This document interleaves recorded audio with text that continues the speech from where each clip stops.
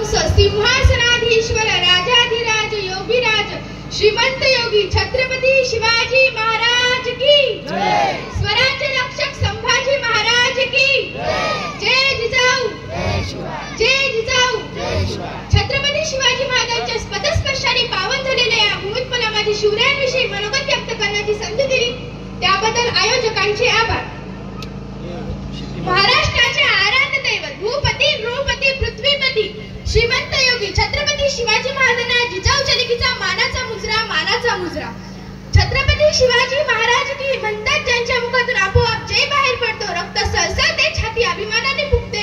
अशा माझ्या मराठमोळ्या बंधू आणि भगिनींनो, मी अनुष्का संतोष कोटकर आज तुमच्या समोर अशा महान व्यक्तीची गाथा उलगडणार आहे ज्याचा मला तुम्हाला नाही तर संपूर्ण देशाला अभिमान आहे। विजय सारखी तलवार चालवून गेला, निळ्या छातीने हिंदुस्थान हलवून गेला।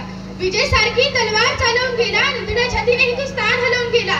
वाघनखाने खानाचा कोथळा काढून गेला, स्वर्गात गेल्यावर देवानेही झुकून मुजरा केला।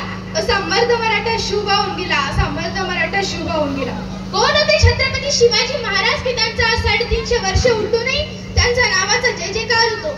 इथल्या लोकांना तर सोडा, आसमानीच्या दराखोरांना जरी विचारले कोण होते छत्रपती शिवाजी महाराज तर ते सांगतील रुद्राचा अवतार तो वाघाचा ठसा होता, रुद्राचा अवतार तो वाघाचा ठसा होता। विचारा त्या सह्याद्रीला माझा शिवबा कसा होता, जानता राजा तो रामाने तसा राम होता, संस्काराने जपला ज्याने जिजाऊंचा वसा होता। छत्रपती शिवाजी महाराज यांचं नावच असं आहे की त्यातील प्रत्येक अक्षर त्यांच्या कार्याची आणि पराक्रमाची महती सांगते।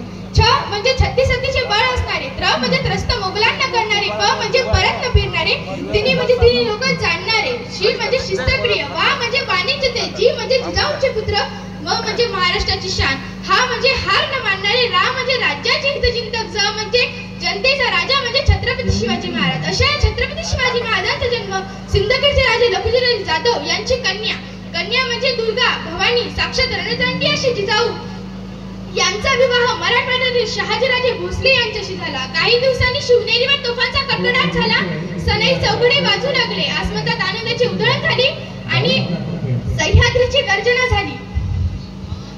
फाल्गुन वैद्य तृतीया शके 1551 19 फेब्रुवारी 1630 या मंगल दिनी जिजाऊची पुण्याई आली होती फळाला, कारण जनतेचा पोशिंदा शिवबा जन्मला, माझा शिवबा जन्मला, वाघ शिवबा जन्मला, दिनदत्ताचा कैवारी जन्मला, दुष्टांचा संहारी जन्मला, माझा शिवबा जन्मला, माझा राजा जन्मला।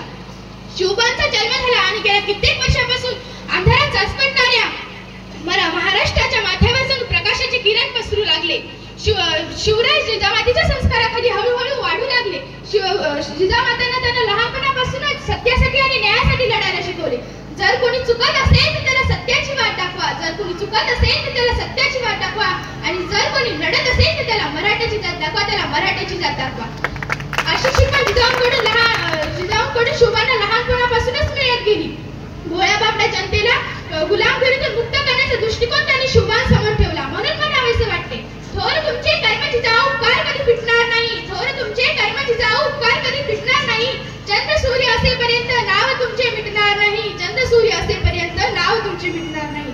अशा या वीर मातेने घडविलेला कसा असेल ते राजा, कसे असेल ते राज्य, कसे असतील ते छत्रपती। अहो शिवछत्रपती म्हणजे मावळ्यांचा वेळ, शिवछत्रपती म्हणजे मनगटातील बळ, शिवछत्रपती म्हणजे सह्याद्रीचे शौर्य, शिवछत्रपती म्हणजे मनामनातील धैर्य, शिवछत्रपती म्हणजे जिजाऊंचे पुत्र, शिवछत्रपती म्हणजे तलवारीची धार, शिवछत्रपती म्हणजे छातीवरचा वार, शिवछत्रपती म्हणजे व्यक्ती नसून एक विचार आहे। व्यक्ती नष्ट होतात पण विचार नष्ट होत नाहीत। त्यांनी आपल्या मालवांना गुलामगिरीतून मुक्त करण्याचा उद्देश डोळ्यासमोर ठेवला आणि त्याप्रमाणे वाटचाल सुरू केली। 18 पगड जातीतील लोक आणि जीवाला जीव देणारे साथीदार सोबत घेऊन त्यांनी स्वराज्य स्थापनेची शपथ घेतली। रायरेश्वराच्या मंदिरात स्वराज्य स्थापनेची शपथ घेतली आणि हर हर महादेव अशी गर्जना आसमंतात घुमली आणि वयाच्या 16व्या वर्षापासून स्वराज्य निर्मितीच्या कार्यास सुरुवात झाली। एक होते शिवाजी, भीती नव्हती त्यांना जगाची, एक होते शिवाजी, भीती नव्हती जगाची, कारण साथ होती आई भवानी आणि माता जिजाऊची। दुर्दैवाने 3 एप्रिल